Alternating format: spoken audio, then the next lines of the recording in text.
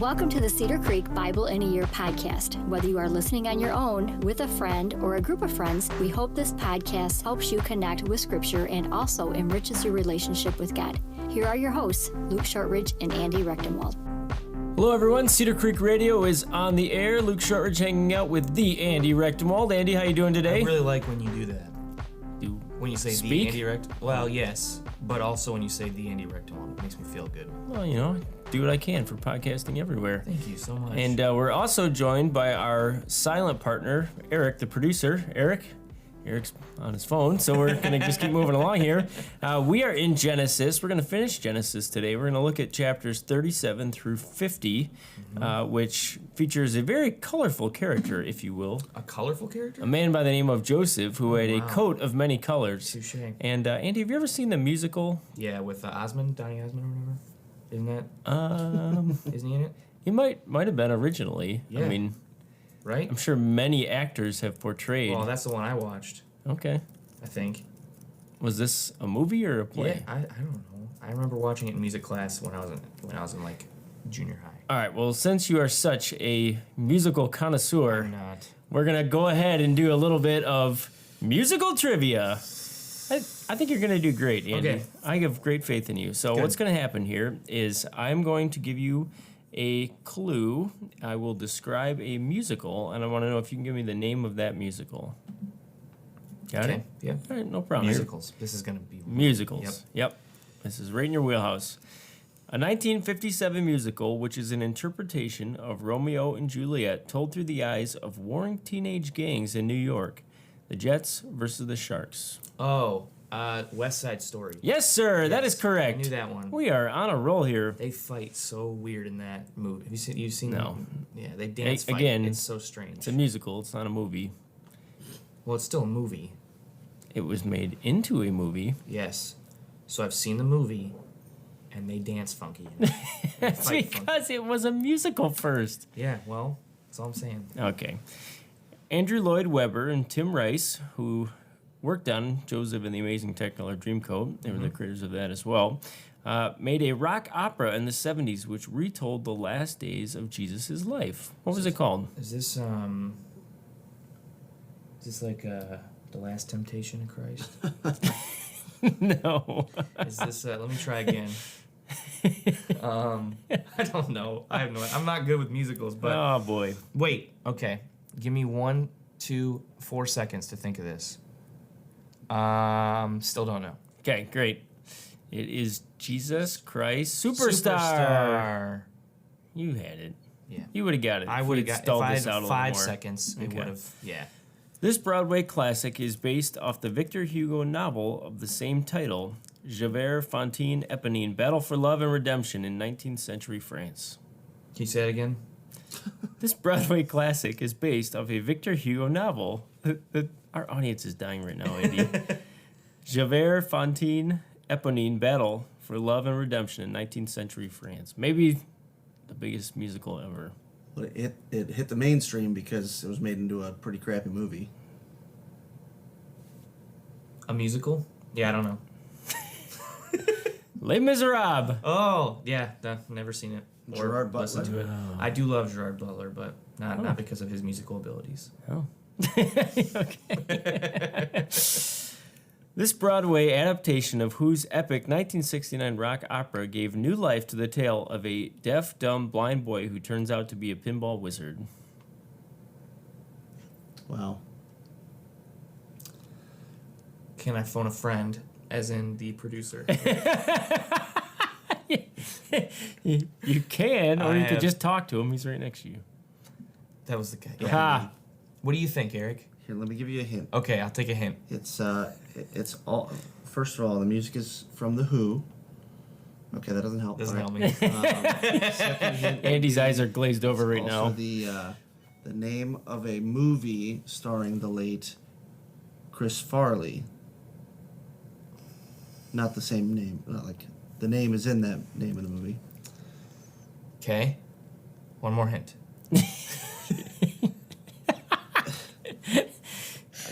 Musicals. I don't watch them. I've seen the ones I had to watch in school, but other than that, I don't enjoy musicals at all. So I'm just gonna be tough, really tough. I would like the All right, answer. here's your third. Give me 50-50. Here's your third hint. Okay. The campus pastor of the Perrysburg campus. First name is Tom. close, Thomas. almost. Okay. More juvenile. Tommy. There it Tommy is. Boy. Oh, and you knew it the whole time. I knew the whole time. So simple. I didn't know that was a musical. Next up, this set is in rough. the grungy Kit Kat Club amidst the rise of Nazi power in Berlin, this musical centers on the tale of Sally Sound of Bowles- Music? No. Okay. And Cliff Bradshaw. Good guess. She's an English performer and he's an American writer who meet in the club. That was my guess, and I got it wrong. So what is it? I have no idea. Cabaret. Again, that would, yeah, if you said that to me, I would have thought it was a wine or something. I have no idea what that is. Cabaret. All right, you're going to get this one. Okay. We're all dying of AIDS because it's the 80s and the 90s and it's a depressing musical. It also taught us that there are 525,600 minutes in a year. Okay, this one I do know, but not because I've seen it, but because of another movie that made fun of it. Rent? Yes. You know what I'm realizing? What's that? The scope of your knowledge is based on the movies you've seen. We do literature, and if there's a movie that was connected to it, you knew it or you're familiar with it. Yeah. And same with musicals. Yeah, like I explained, I read a lot, but when I didn't start reading until probably 5-6 years ago. SparkNotes was my best friend in high school. All right. A true definition of a cult classic. The same year the film flopped in cinemas, the stage show lived for a short time in New York City in 1975. Tim Curry starred in the movie. He was in Clue. Yes. Well, yes. Okay. He was in Home Alone 2. Did, Less known for, but didn't this movie play in Bowling Green? Like, does it still Yes. play Bowling Green? All Well, the they played time. there every single. all the time. I don't go to Bowling Green often. I don't either. I mean, I've never gone down there. I just know it happens. Gosh. It's like I've never been to the moon, but I know it's there.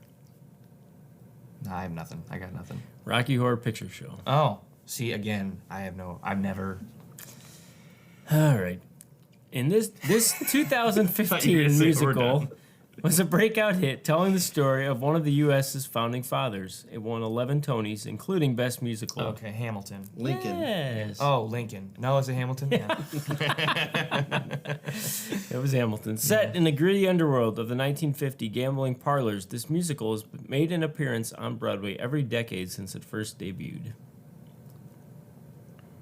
Something about gambling, you said? Yes. Sit down, you're rocking the boat. What? No.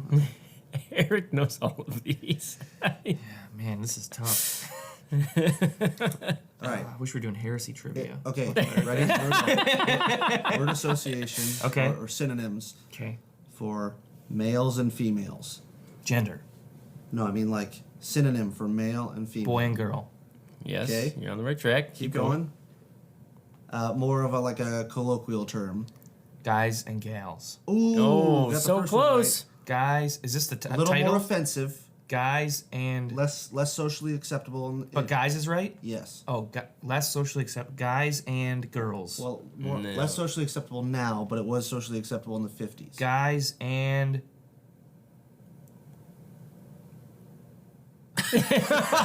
This is so bad. I don't know. I have no idea. Give me. What does it rhyme with? Rhymes with schmalls. I don't know. Guys and schmalls? Dolls. Oh, dolls. Guys and dolls?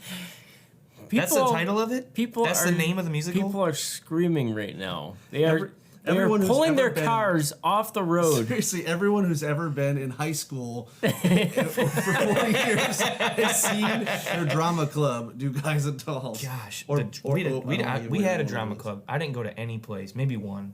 I didn't either. I just saw the posters everywhere. Ugh. Just kidding. I met my wife in drama club. You know, I had one rule in high school. Keep your head down. Don't get the pants. That's it. No, whatever it takes. Keep your head on a swivel. Guys and dolls. All right, you just got a couple more. Okay, This will this be is so painfully painful. over. I have a headache now. This musical is unfortunately the longest running Broadway show in history. Whoa. Unfortunately. Meow. Oh, wait. Hold on. Oh, cats. Yeah, well done, sir. Thank you Okay. for the hint. I thought you were going to say Phantom. No, I didn't go there. That would have been too obvious. But for Andy, it would have been I've perfect. seen part of the Phantom movie with Gerard Butler. Part of it, like 5 minutes of it, when they were fighting. He was fighting the one guy over the girl. I didn't know Gerard Butler could sing until my mom pointed out to me that it was Gerard Butler. That it was like 2 weeks ago. Well, if you saw it, you know Gerard Butler can't sing. Apparently he can. Obviously, you didn't see it. Oh, I saw it.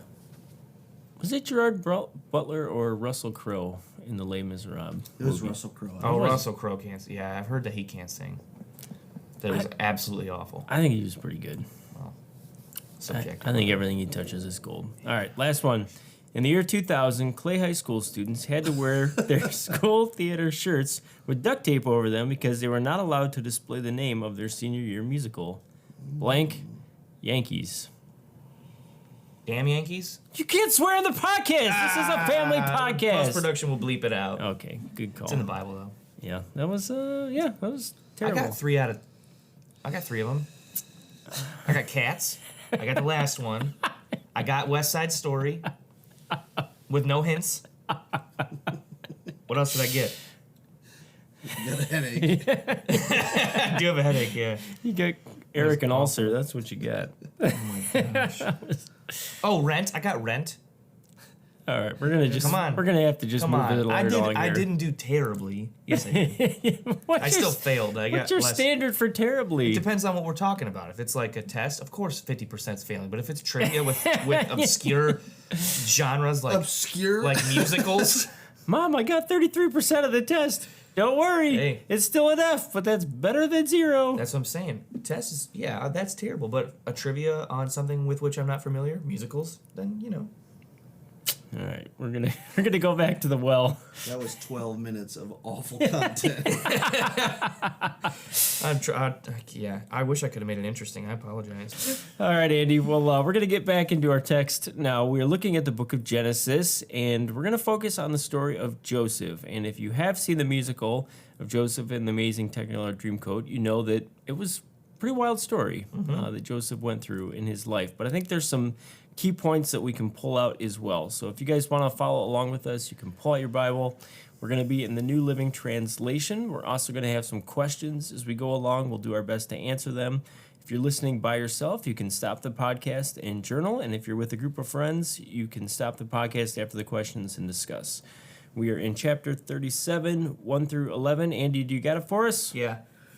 So Jacob settled again in the land of Canaan, where his father had lived as a foreigner. This is the account of Jacob and his family. When Jacob was 17 years old, he often tended to his father's flocks. He worked for his half-brothers, the sons of his father's wives, Bilhah and Zilpah. But Joseph reported to his father some of the bad things his brothers were doing. Jacob loved Joseph more than any of his other children because Joseph had been born to him in his old age. So one day, Jacob had a special gift made for Joseph, a beautiful robe. But his brothers hated Joseph because their father loved him more than the rest of them. They couldn't say a kind word to him. One night, Joseph had a dream, and when he told his brothers about it, they hated him more than ever. "Listen to this dream," he said. "We were out in the field tying up bundles of grain. Suddenly my bundle stood up, and your bundles all gathered around and bowed low before me." His brothers responded, "So you think you'll be our king, do you? Do you actually think you'll reign over us?" And they hated him all the more because of his dreams and the way he talked to them. Soon Joseph had another dream, and again he told his brothers about it. "Listen, I've had another dream," he said. "The sun, moon, and 11 stars bowed low before me." This time he told the dream to his father as well as to his brothers, but his father scolded him. "What kind of dream is that?" he asked. "Will your mother and I and your brothers actually come and bow to the ground before you?" But while his brothers were jealous of Joseph, his father wondered what the dreams meant. Well done, sir. Thank you. So if you've ever seen the musical Which I have on the video, on the movie, in the movie. of Joseph in the Amazing Technicolor Dreamcoat, you know that Jacob and Sons, they didn't always get along so well. There's a little bit of a sibling rivalry going on, and I think we've talked about this before a little bit, but you can kind of see through the course of Abraham's family's lineage some of the same problems being played out over and over. Yeah. So you'll see like favoritism, for example, where a father will pick a favorite and it will create a sibling rivalry. Yep. So the coat, which I'm sure that Joseph was very proud of, really becomes a source of his problems because it was a way for his father to show that he was the favorite son. There's 11 other sons, Yeah. and they're instantly jealous of this, and his brothers sometimes, often do, They fight. They're vying for their father's affection, and to make matters worse, Joseph gets these dreams, and they kind of make him prideful. His head grows a little bit because of it. And when he tells his brothers, I don't know what kind of response he was expecting to have there, but they were less than thrilled. And this is kind of the beginning of Joseph's problems. So here's my question, Andy. What made Joseph's brothers react so poorly to him? Have you ever experienced jealousy towards or from a sibling, and what happened? What do you think? Why do you think they reacted so poorly to Joseph? Well, excuse me.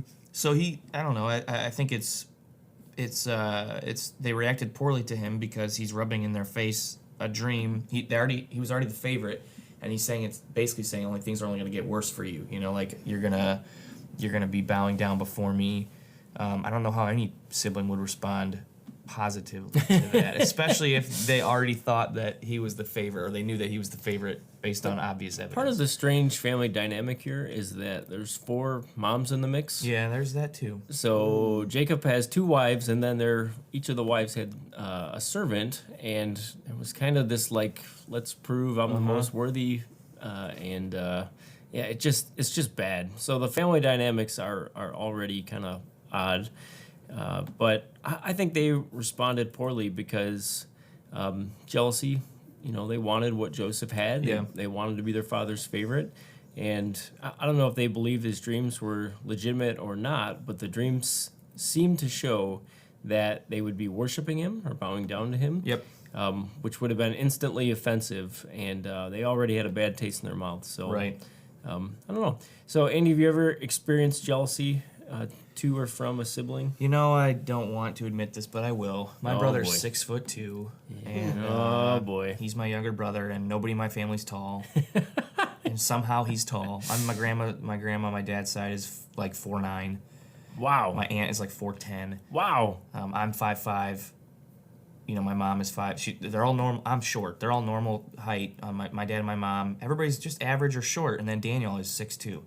So yeah, I'm a little jealous there, you know, because he got all the height. I could have been an average height. I could be 5'8", 5'9", 5'10", but no, Daniel's 6'2". You know, I've heard when you're tall, it's uncomfortable on planes.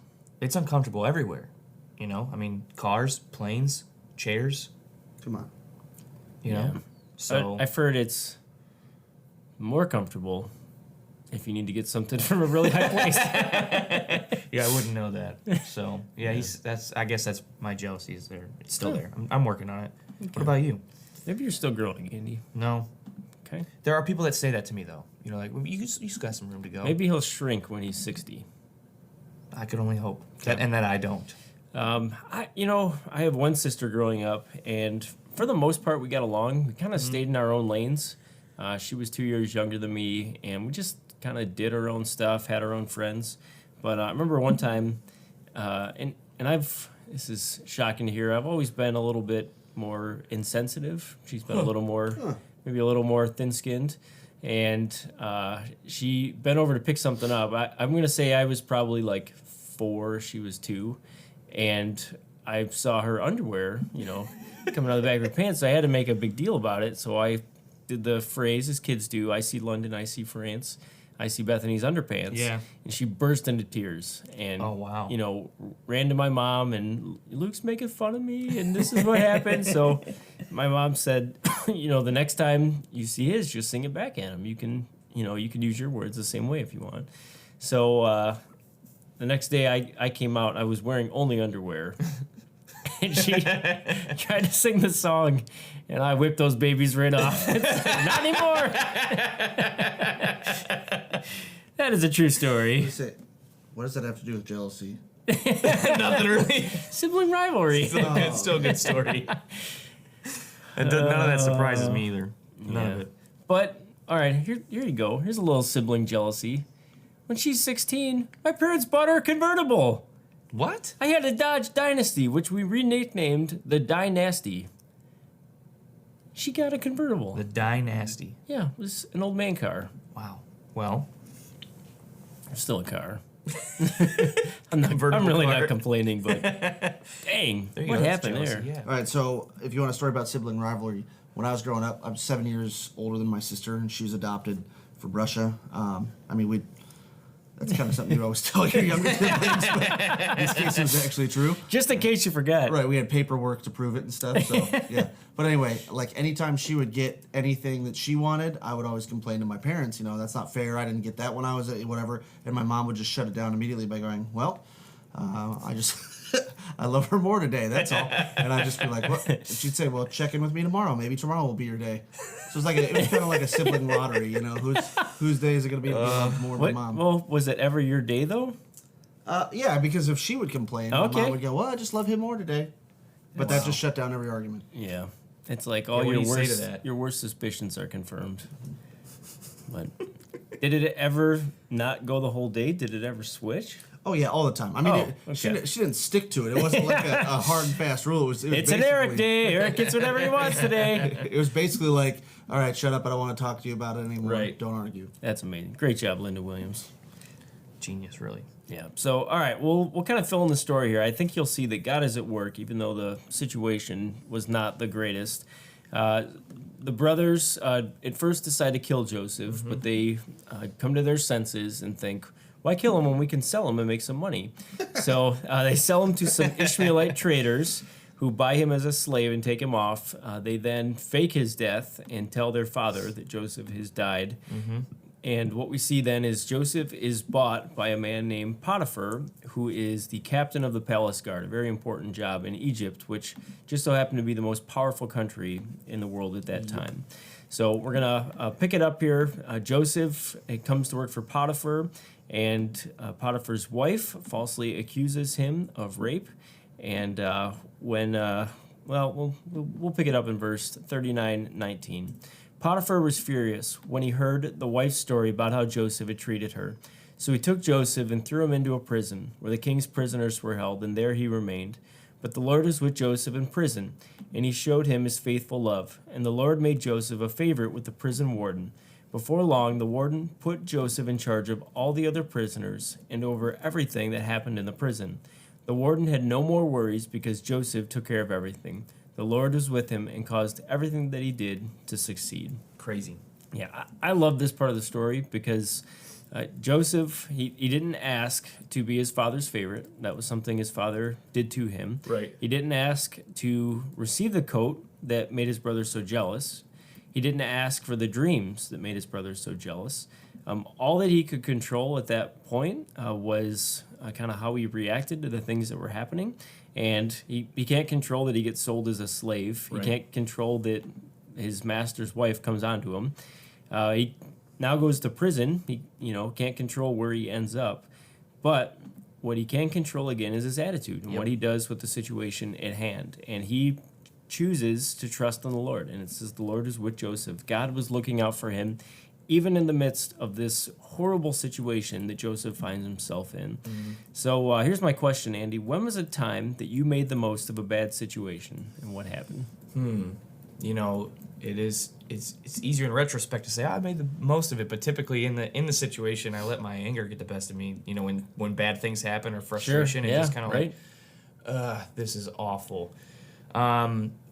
So we're gonna have our second child soon, and Kayla, my wife, has been struggling sleeping, and I can't sleep either. So because there's some snoring going on. I'm not gonna say who does it. Oh. There's some snoring going on, and so I have been not been able to sleep. It's okay, Andy. So- Nobody's listening right now. Tell us what's really going on. Kayla snores really Oh loud. my gosh! I can't believe you said it. It's like a pregnancy thing. She's got a cold, and She's not going to listen to and this. she, so. no, she's not listening to it. You're It's totally good. fine. We're good. So she snores really loud. I can't sleep, and so my reaction, I'm like the worst. I'm pretty even-tempered person normally, but when I'm at night and sleeping, I get really I'm the worst. You get cranky? Yes. So I'll sit there and in my head, I'll wake up and I'll hear her and I'm like, I can't go back to sleep because she's snoring now, and I'll get angry with her, like she's doing it on purpose. In my mind, it's yeah, she's doing this to hurt me. She doesn't want me to sleep. She's mad at me for some reason, and so I'm sitting there. I'm like, this is ridiculous. So How dare she? so in the moment I'm mad, but there have been a few times now where I'll go sleep on the couch to make the most of the best of a poor situation. I'll just get some. I'll get some time to read, and so I'll pull out my book. I'll read a book and try to fall asleep with a book. But I did tell her this last week was really funny. our bedroom's upstairs, and I go downstairs, to lay on the couch. I'm gonna read, and snoring is like when I hear people chewing their food, it makes me mad. Yeah. So I'm laying on the couch, and I can still hear the snoring going on. So I was like, all right, and I put my headphones on and just went to sleep like that. So You ever check out the ambient noise apps? yes, Yeah, that's Yeah. a winner. yeah. If you put it in your headphones, yeah. But if it's just out, and You still can hear. still can hear. Andy, brutal. She does well. Anyways, what about you? So this is kind of a classic story in the Shortridge household. When Sarah and I first got married, we never like used credit cards to buy things on credit, but we would run everything through the credit card to get the points. And so, I'm talking everything went through the credit card. Our Yeah. mortgage, any bills we had to pay, gas, all of it. And we didn't have a lot of money at the time, but our checking account, I want to say we typically had in there about $2,500, and a month's bills for everything just happened to be like $1,200. So we had our bank sent us a letter. They had some of their information get compromised. Our account was okay, but just to be safe, they sent us a new card. We had to reset up our account. Not our fault. So we went in, and when Sarah was setting it up, my wife, we had it on automatic pay, so it would automatically pay the balance of the account every single month. So she said, well, I'll pay us current to right now, and then I'll reset up the automatic pay for next month. So anyway, long story short, we ended up getting charged twice. So they took $1,200 out, and then they took $1,200 out again, and it put our checking account down to like $30. So we had $30. Thankfully, it didn't overdraft, but we had $30 to our name for about a month. And I called the credit card company. I talked with a worker, then I talked to their boss. I talked to their boss. I went around and around with these people for about 2 hours on the phone. And eventually what it came down to is they said, we have the power to give you the money back, but we're just not going to do it. That's really what it came down to. Yeah, sure. And I'm like, what the heck are we going to do? So anyway, to make the most of a bad situation, we cut up our credit cards and did not use a credit card after that for about 10 years. I will admit I do have one now for work purchases. Yeah. But we went to a cash envelope system and have never looked back. Yeah. And made the most of a terrible situation. That's and you know, awful. it's like we didn't lose the money. Right. It became like a credit in our account or whatever. It was still frustrating. But it was still frustrating in that moment. So Ugh. there you go. The credit card companies are not your friends, let me tell you. All right, well, let's go to Genesis 40. So Joseph finds himself in prison now, and while he's in prison, he meets a couple of interesting characters. Sometime later, Pharaoh's chief cupbearer and chief baker offended the royal master. Pharaoh became angry with these two officials, and he put them in prison where Joseph was, in the palace of the captain of the guard. They remained in prison for quite some time, and the captain of the guard assigned them to Joseph, who looked after them. While they were in prison, Joseph's cupbearer and baker each had a dream one night, and each dream had its own meaning. When Joseph saw them the next morning, he noticed that they both looked upset. "Why do you look so worried today?" he asked them. And they replied, "We both had dreams last night, but no one can tell us what they meant." "Interpreting dreams is God's business," Joseph replied. "Go ahead and tell me your dreams." So the chief cupbearer told Joseph his dream first. "In my dream," he said, "I saw a grapevine in front of me. The vine had 3 branches that began to bud and blossom, and soon it produced clusters of ripe grapes.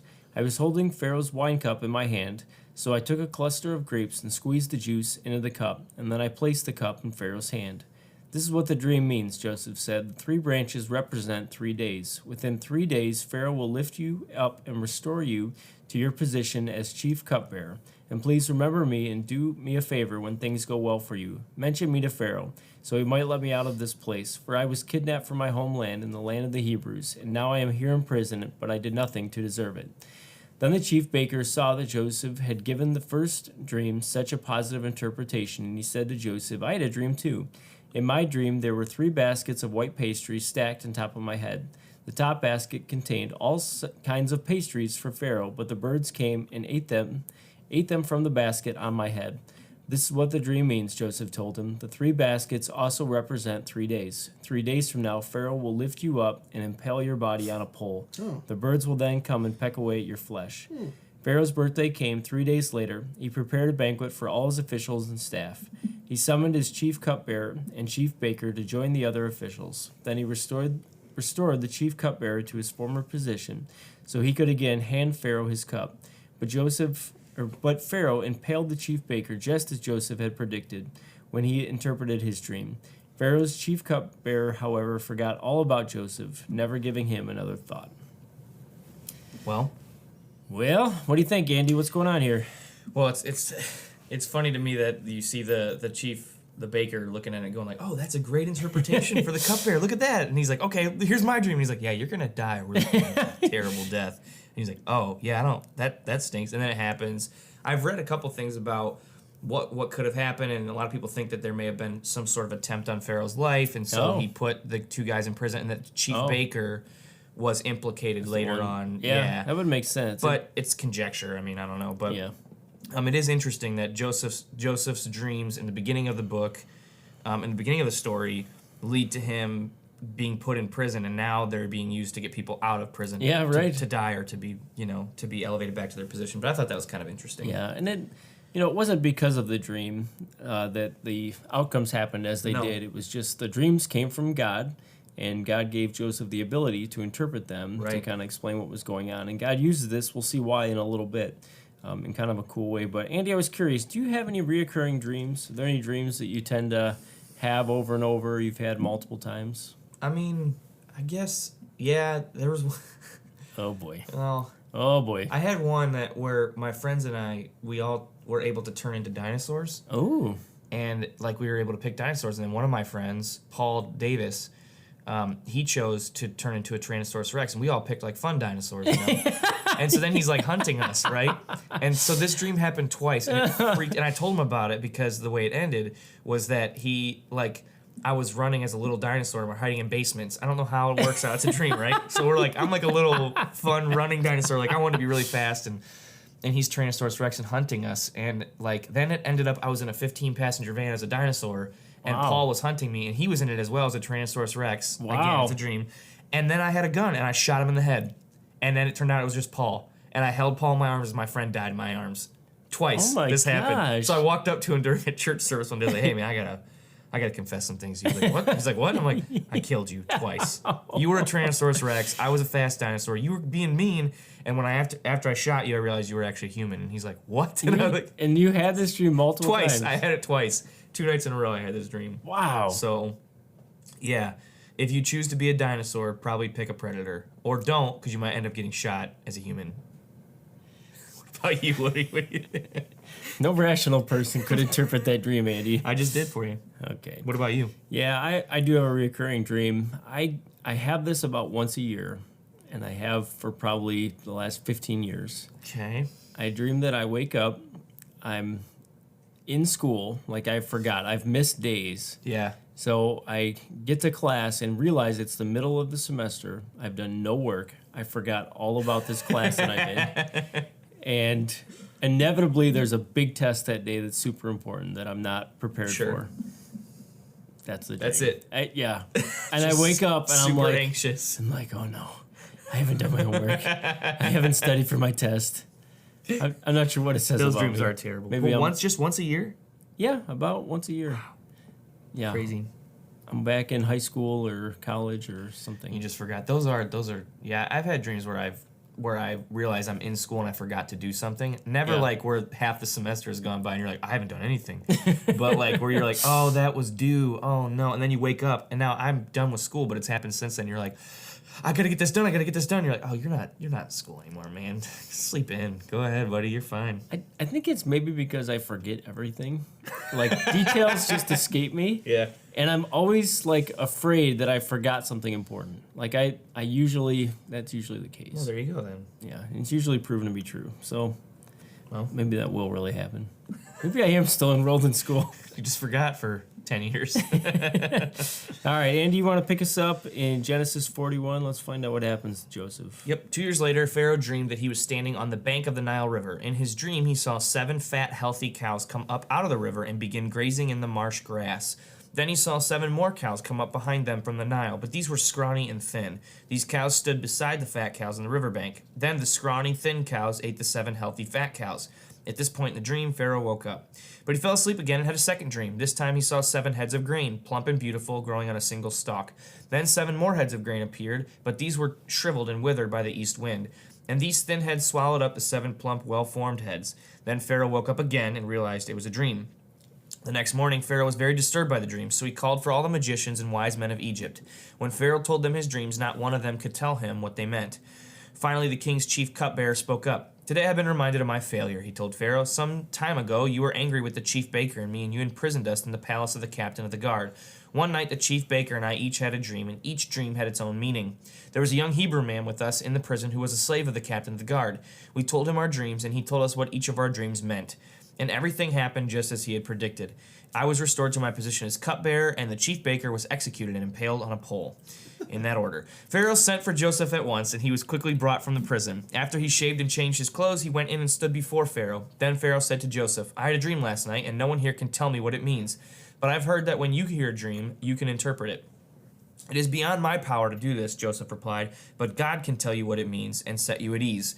So Pharaoh told Joseph his dream. In my dream, he said, I was standing up on the bank of the Nile River. I saw 7 fat, healthy cows come up out of the river and begin grazing in the marsh grass. But then I saw 7 sick-looking cows, scrawny and thin, come up after them. I've never seen such sorry-looking animals in all the land of Egypt. These thin, scrawny cows ate the 7 fat cows, but afterward you wouldn't have known it, for they were still as thin and scrawny as before. Then I woke up. In my dream, I also saw 7 heads of grain, full and beautiful, growing on a single stalk. Then 7 more heads of grain appeared, but these were blighted, shriveled, and withered by the east wind. And the shriveled heads swallowed the 7 healthy heads. I told these dreams to the magicians, but no one could tell me what they mean. Joseph responded, both of Pharaoh's dreams mean the same thing. God is telling Pharaoh in advance what he is about to do. The 7 healthy cows and the 7 healthy heads of grain both represent 7 years of prosperity. The 7 thin, scrawny cows that came up later and the 7 thin heads of grain, withered by the east wind, represent 7 years of famine. This will happen just as I have described it, for God has revealed to Pharaoh in advance what he is about to do. The next 7 years will be a period of great prosperity throughout the land of Egypt. But afterward there will be 7 years of famine so great that all the prosperity will be forgotten in Egypt. Famine will destroy the land.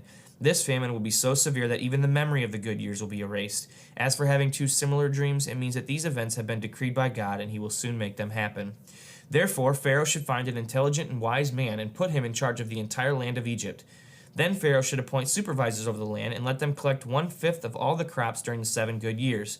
Have them gather all the food produced in the good years that are just ahead and bring it to Pharaoh's storehouses. Store it away and guard it so there will be food in the cities. That way there will be enough to eat when the 7 years of famine come to the land of Egypt. Otherwise, this famine will destroy the land. Well done, sir. That was a mouthful. Great job, Yeah, Andy. there was a lot there. You can drink some coffee, take a break for a I second. drank all mine already. Good call. So we kind of see a culmination of everything that's happened in Joseph's life. Yeah. I think suddenly starts to make sense. The things that he thought were just horrible, unfortunate circumstances, we see that God kind of prepared it all for this purpose. Yep. Or at least God was able to use the negative in Joseph's life for his glory and his good. Joseph interprets the dream. We find out that there is going to be 7 years of prosperity, unlike they had ever seen before, and then followed by 7 years of famine. And Joseph is able to help Pharaoh to avoid catastrophe. And later, as the story continues, he actually saves his brothers' lives. Yeah. The dream that Joseph had before about his brothers bowing down to them actually does occur and take place because they don't recognize him and they think he's an official with Egypt, which I guess he is. Yeah. And they come to buy food, which Egypt has plenty of during the years of famine. Because of his dreams, yeah. Because of his dreams. And Joseph's father comes to Egypt. They all come to live there. The family is reunited together. And there in Egypt, the Jewish people kind of flourish. Yep. And over the course of 1,000 years, a few thousand years, living in Egypt, they grow into a mighty nation of couple million people. And it would not have happened as it did if the unfortunate circumstances Pharaoh went through didn't play out as they did. Right. The key here, though, I think, is that God is at work the whole time, that he is orchestrating the events that are happening for Joseph's good and for God's good as well. So, Andy, think about a time that God took care of you when you thought he was punishing you. What happened? I think any time in your life when you feel like things aren't going the way that you would like them to go is God. I mean, I think it's Hebrews 12 that talks about discipline, that says that it's all the discipline of the Lord when you're suffering, when you're going through difficult times. Yep. I think of like Kayla and I have been in transition for a while now because she worked at the church. She resigned from the church position and she was a nanny for a little bit. She worked at a car dealership. Yep. So no consistent income there, and that's not really suffering, but we had to change a lot. And there are a lot of times where it's like, gosh, we can't live on just one income, like that kind of stuff. So right after buying a house, all of that. And in that time, it's like, gosh, why can't we just find a spot where she feels like she's using her gifts and talents and making money doing it. And through that time, you realize like she was learning where God wanted her to be and gained a lot of perspective in the different positions she knows now she could never be a stay-at-home mom. She's like, there's no way. That would drive me crazy. But she had to go through a month of, in her words, suffering being at home with not only our kid but somebody else's child for all day. It was terrible for her, and that's not the way God wired her. So I think anytime you go through a season of difficulty, suffering, or even if it's just one instance of it, it's God disciplining you and trying to move you into more joy with Him. Yeah, I think God never wastes a hurt. The hurts in our lives that happen, even if it's something malicious someone else has done against us, God can still use that for his good, and he can work in ways that we never thought possible. And God used the negative in Joseph's life, and he used it for really great redemption of Joseph and his entire family. I was thinking about my time as the pastor janitor, and it was about 4 years where I lovingly had that title, but I often felt stuck. I'm like, gosh, I have a seminary degree, and I'm literally cleaning up puke and cleaning toilets as my job. Like, it's kind of funny, but then it wasn't funny. Yeah. But people laughed at me, so it's like, kept saying the joke. Gosh, and it was during this time I created the 4 laws of janitoring. You've heard of these? Yeah. You familiar? I was your intern. Do you remember what the 4 laws of janitoring are? No. You forgot? No, I know some of the ways to janitor, but I don't know the 4 laws. I apologize. All right, the first law is remember your training, which you forgot. I know, I forgot these laws, but okay, anyways. The second is always remember your keys. Okay. Very important for the janitor. Third, respect your mop. She's a lady. Number 4 is if you find change on a desk and you take it, it's stealing. But if you find change on the ground, what change are you talking about? Touche. Yeah. Wow, good for you, man. So I would say during that time, truly what I learned was humility. What I learned is no job should be beneath me, because ultimately the job that you think this I'm more important than this, is probably the job you should be doing. Right. Because it's serving people, and Jesus came to serve people, and he humbled himself continually. I agree. And I think God had to beat some pride out of me for 4 years. It was the best thing for me possible, looking back. Yep. So good stuff, Andy. Well, any conclusions or final thoughts as we wrap up Genesis? I think what you said was great. That God's in control. That He knows what's happening. He is. He's not unaware of our difficulties. And you look at Joseph's life with all the things, just the crappy things that kept happening to him. And we're going to see that really in Exodus as well. That God is ultimately in control, and it's a peaceful feeling to have as a human being, that you know that you're not in control. Yeah, and God's providing as well. He's giving you exactly what you need for the task at hand that He's assigned to you as well. So trust in Him. Good stuff. Man, Genesis is a good book. It's a great book, yeah. It's a monster. So go ahead, man. We had to kind of skip through here. Go through, take some time, get lost in Genesis. It is a fantastic book. Yep. And dig in for yourself. We want to get you guys reading your Bibles and get yourselves into the Scriptures. I think it'll change your life. Yep. All right. We have next is Exodus, right? Exodus is coming up next. That'll be fun. Andy, how do people get a hold of us? They can find us on Facebook, Andy Rechtenwald or Luke Shortridge. We will accept your friend request, and you can also email us. You could also search for the 50 Eric Williams that are on Facebook. Yeah, you can try and find him. Good luck. Good luck. There's also another Andy Rechtenwald. He's from Pennsylvania. What? Don't trust him. Oh my gosh. Actually, you got a doppelganger. I don't really know him, but he's much better looking than I am. So Probably got your credit card information. I tried to talk to him, I think, like 8 years ago, like on Facebook. I was like messaging back and forth, and I was kind of trolling him and messing with him, but he didn't like it. So yeah, there's another Indie Wrecked one on Facebook. We are friends on Facebook, but I'm the shorter one, with the beard. All right, focus. Anyway, sorry. Yeah, you can also email us at podcast@cedarcreek.tv if you have questions or comments or complaints. You can we would love it if you would review us on the iTunes store or whatever people that don't have an iPhone use. But if it's a bad review, just send it to us in an email privately. That way we don't publicly look bad. And then also share the podcast on social media so that people can access this as well. All right, Andy, it's been a pleasure. Thank you, sir. As always. Let's do it again next time. All right, see you guys. Bye.